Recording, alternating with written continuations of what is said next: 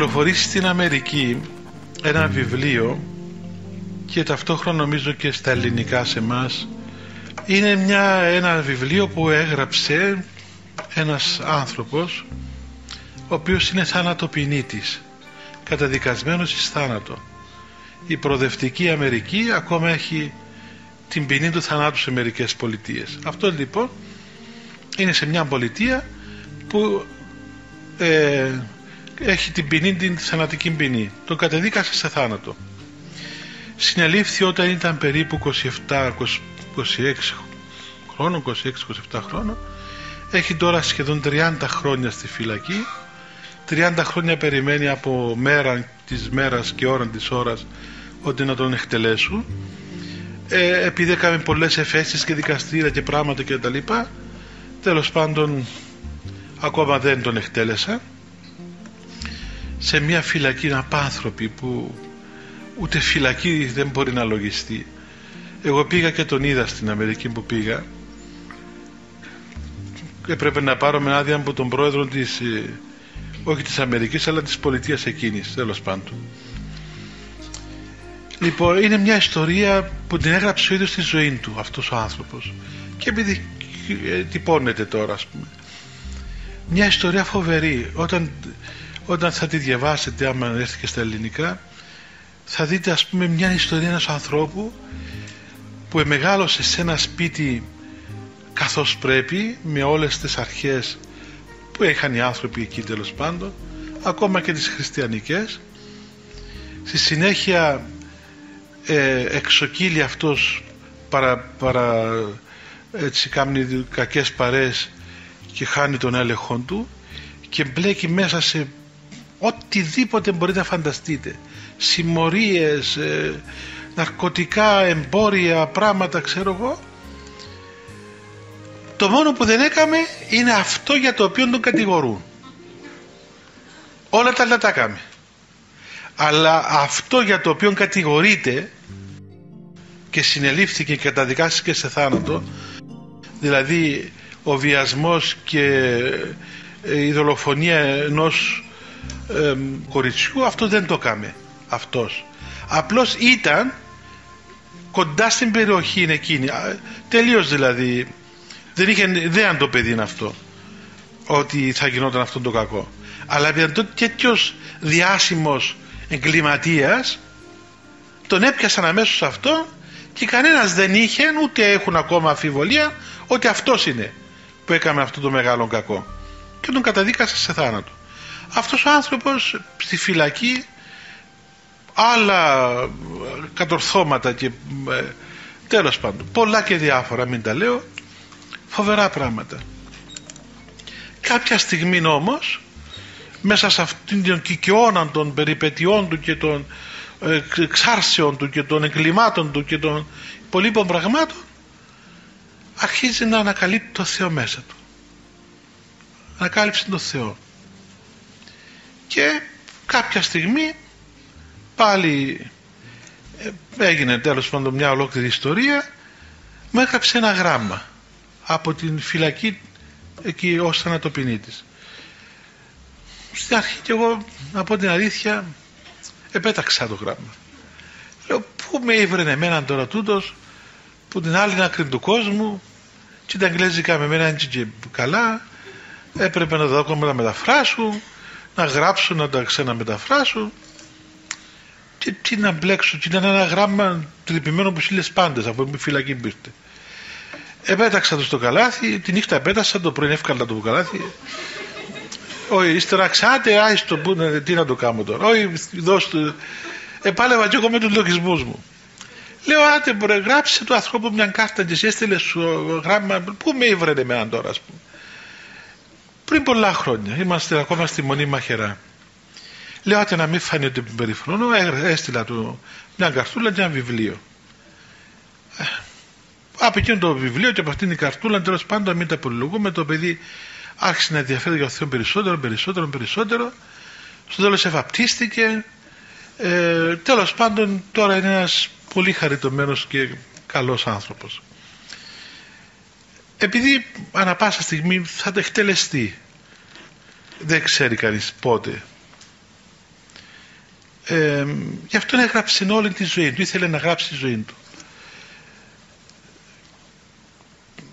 Είναι πάρα πολύ ωραίο βιβλίο, γιατί βλέπει κανείς εκεί ότι τι δυνατότητες, τι όρια, ας πούμε, απεριόριστα όρια, ας το πω έτσι, έχει η ελευθερία του ανθρώπου και πώς κινείται ο άνθρωπος και πώς τελικά κανένας δεν είναι, ας πούμε, για να καταδικαστεί εκ των προτέρων.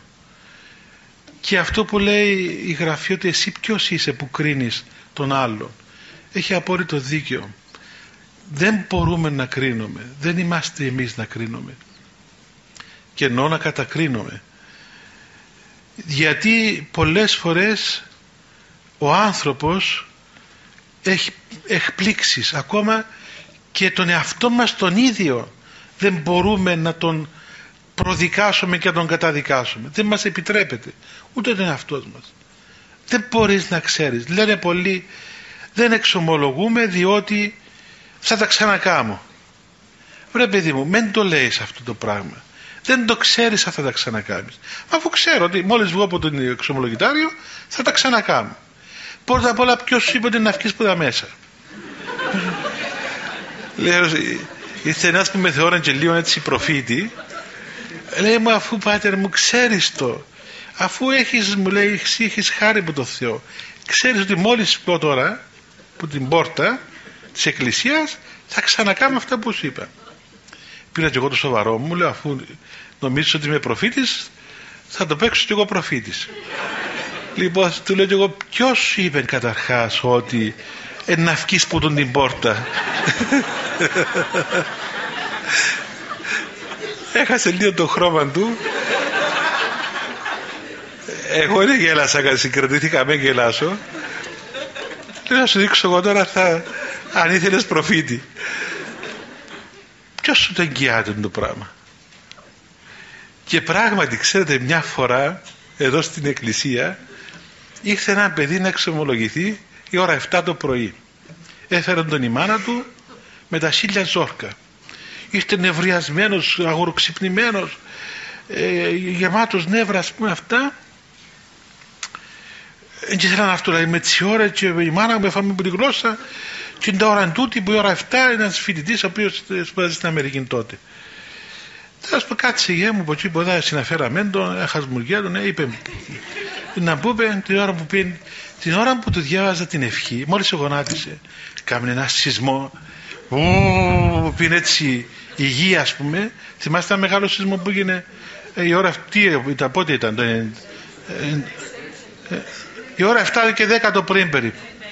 Εγώ μόλις άρχισα να του διαβάζω την ευχή στο μεταξύ και τους ενόμιζε ότι ο σεισμός γίνεται ειδικά για τσίχυρο.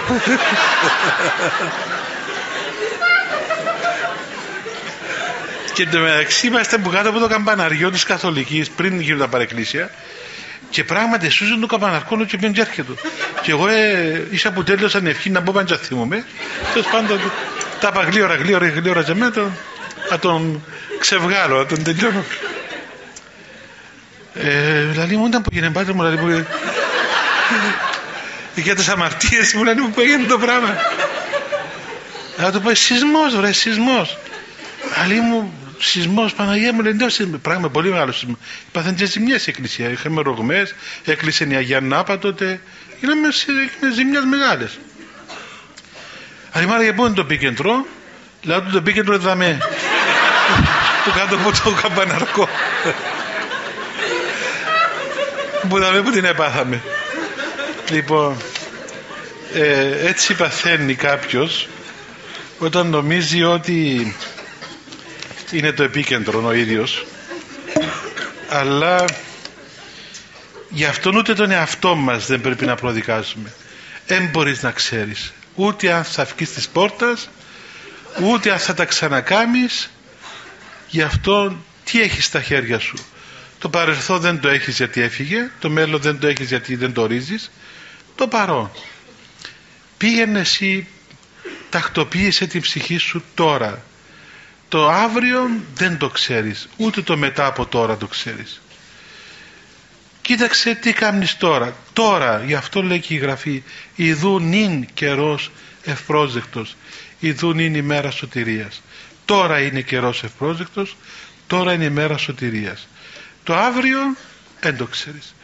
Μπορεί να αλλάξει η διάθεσή μας, η ψυχή μας, η ελευθερία μας, η βούληση μας σε κλάσματα χρόνου και να λιωθεί όλη η υπόστασή μας. Γι' αυτό να μην προδικάζουμε ούτε και τα του εαυτού μας ακόμα. Να κινούμαστε μέσα σε αυτήν την άνεση της ελευθερίας και της χάριτος που μας δίνει ο Θεός, αλλά και να προσέχουμε, γιατί μπορεί αυτή η ελευθερία μας να γίνει και μια πύλη που να μας οδηγήσει και στην απώλεια, για δεν την προσέξουμε.